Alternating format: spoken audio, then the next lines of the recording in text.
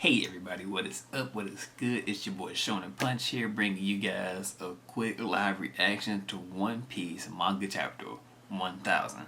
That's right, the scans are out right now. So if you haven't read those scans yet, click off of this, go look for them. They're online right now because I'm about to spoil you. Because that's it. I'm about to spoil you. I'm about to read it. We're gonna react to this thing. Let's get it.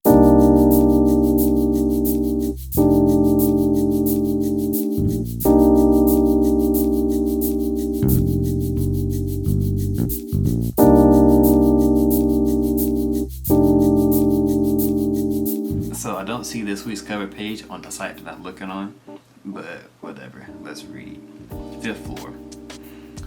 Oh, and the chapter is titled Mugiwara no Luffy, or Straw Hat no Luffy. Oh, this is all we can do for you. Go ahead, these stairs lead to the roof. And you got the Musketeers. The Mink tribe, Sicilian wishes to show gratitude for how much Luffy has helped his people. Thank you, Minks. Hey, it's you, Sicilian. You know, I haven't forgotten how much I will never forget how you gave your last for Raizo. I have to go.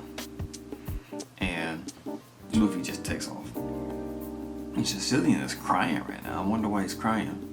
Is it because of what's going on up top? Is it because what happened to everybody? It's weird to see, he's crying right now.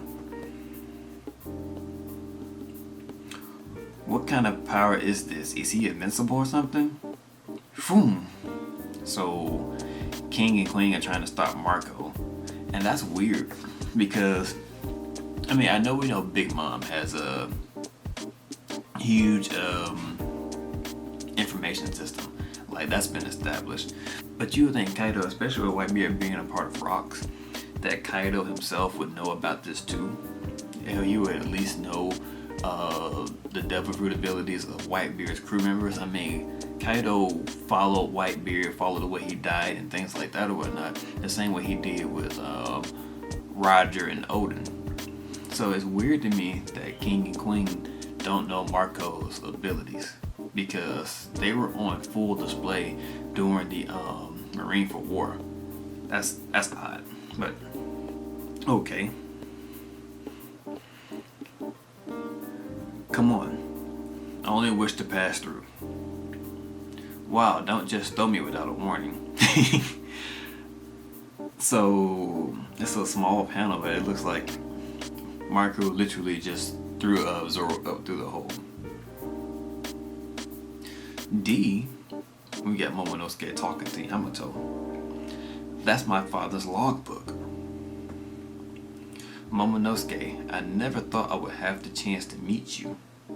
And they're still standing in front of the Shinron dragon. This, I will return it to you. I found it near Odin's Castle River on that day. So now she's giving Momo Odin's logbook.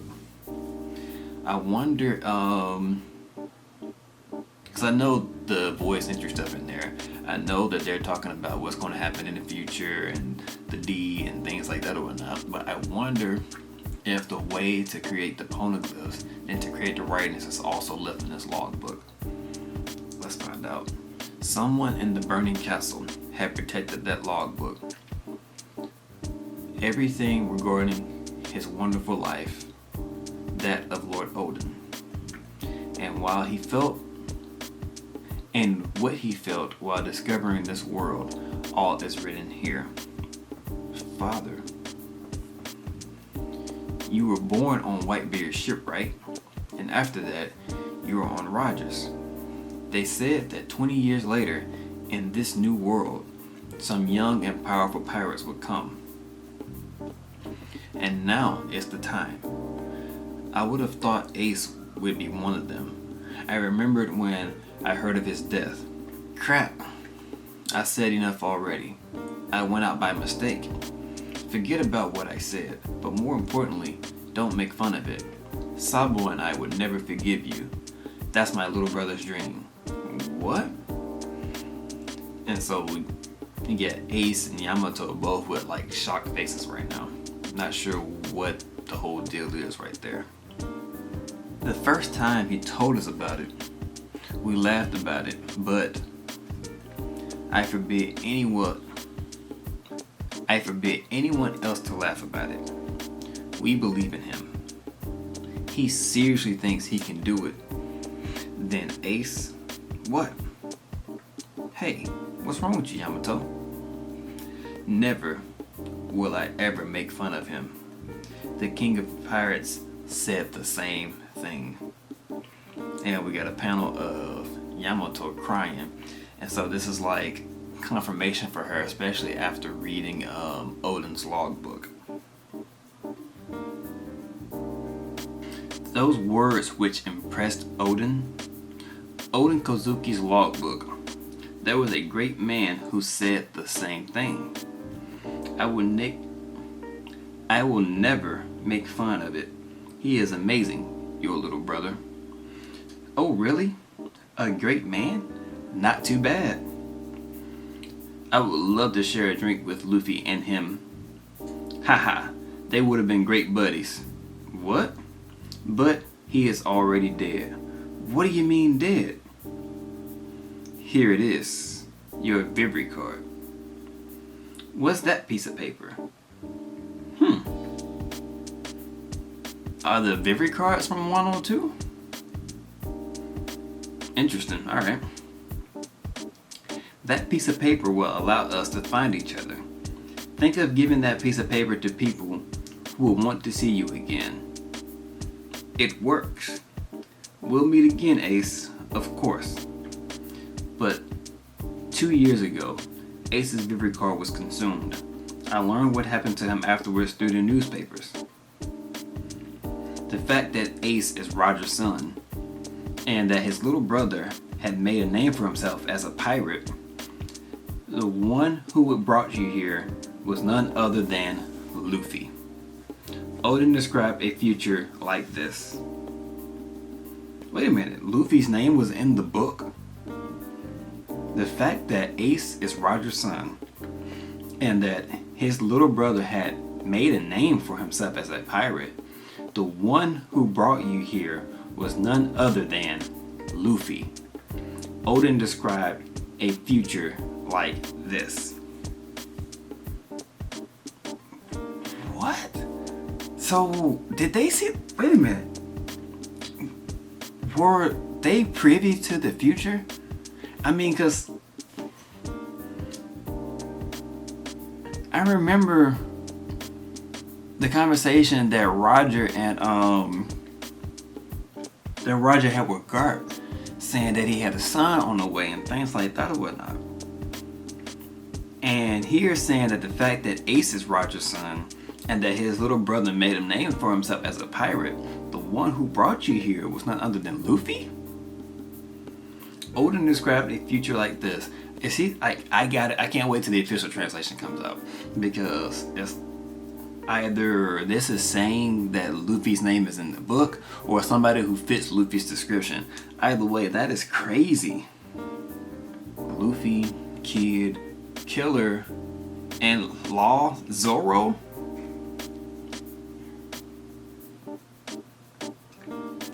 Yo, did you guys come up here to watch my fight? Mugiwara. All I want is your head.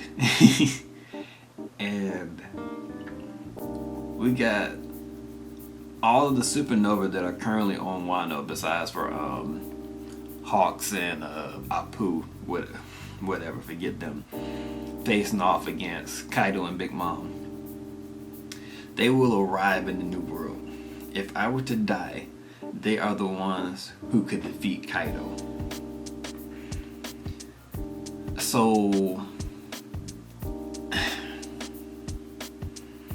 I'm curious. I'm real curious, because it was never showed that Toki could look into the future and see what was happening in the future. That was something that was never shown. But we also know that Oden was the one that told Toki about sending them 20 years into the future. So something that they saw foretold what was going to happen in the future. Is One Piece going the whole destiny route, like where it's this stuff was destined and predetermined to happen? That's interesting. That's really interesting. But this is a cool panel, having Kid, Killer, Luffy, Zoro, and Law staring down Big Mom and Kaido. It's about to get hype. Oh, hold on. You're here? Huh? March. They really made the sound effects for March with them walking. That's funny. And I read it. Lin, do you know what this brat once told me he wanted to become? I know, he's insolent. He also told me that when he destroyed my castle, you owe me an apology, Mugiwara. And Luffy just marches behind them? How the hell did he get past them? And Kaido looks confused, but we both look confused. How the hell did... Yo, look at that. Look at that. Luffy looks serious as I... Whew. Oh, he walks to his Kinemon. You got Zoro looking on. Hey, Brett, say it again in front of our faces. What do you want to become? And Luffy looks down at Kinemon.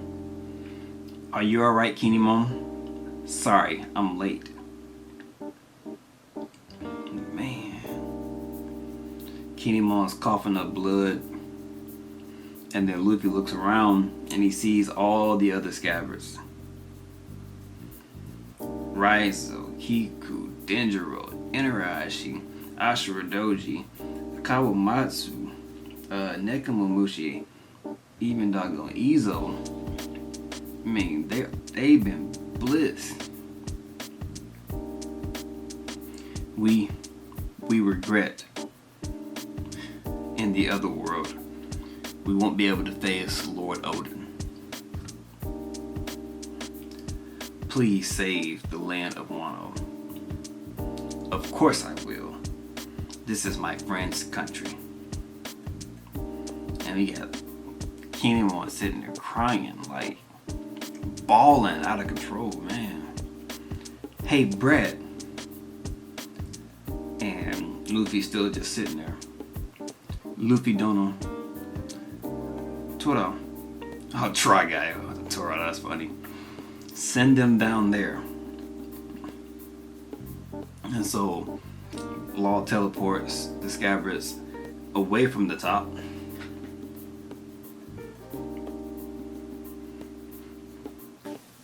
And we got Kaido coming like he's about to hit Luffy from the behind. And then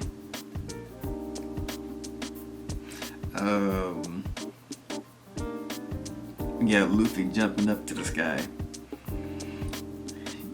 He goes, Gomu Gomu no, Gear 3rd. He's got his armament haki up and he's got his giant arm with his armament haki. Raizo's son is alive. Oh, he's having a memory. He's remembering everything that happened with the Minks. So we are your allies. I want to defeat Kaido. 20 years ago in the land of Wano, we managed to travel back in time. That fool of Ibisu has joined the other world. Oh, Toniyasu, or Yasue. So, they were alive. The sparks of the rebellion are still. And that's old man Hio, crying and feeling relief. Our beloved Lord Odin was brought to the Flower Capital to be executed like a criminal. Like, Luffy's just remembering everything up until this point. And it's crazy because even though Luffy has already went after Kaido, especially because he thought Kaido had, killed his crew at one point, like, he's not thinking of anything that happened to him or his crew. he's solely thinking about Wano and the samurai and all the people of Wano and everything that Kaido has been doing to them. Take a look. And whew, it's like the Gear 3rd version of Red Hawk. And you see Luffy doing damage. Absolute. Look at that. And this is Kaido in Kaido's regular form. We've been seeing over and over and over again people being able to damage Kaido in his dragon form. We haven't seen this. Look at that.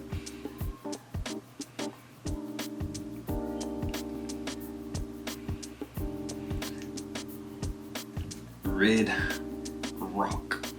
So the attack is called Red Rock. And wow.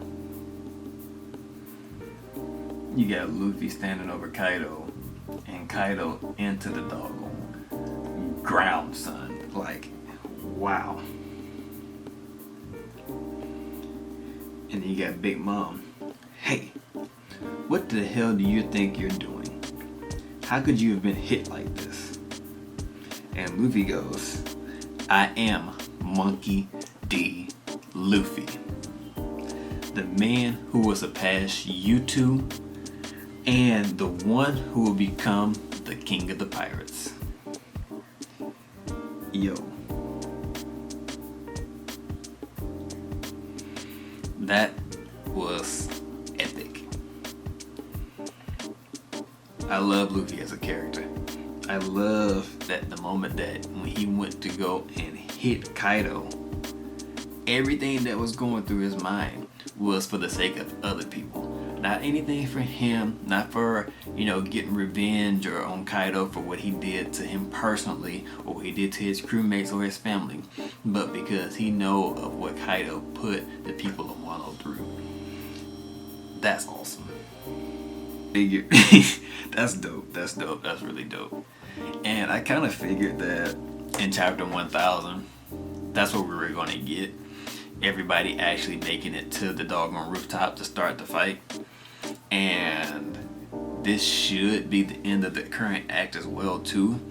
But this is freaking hype.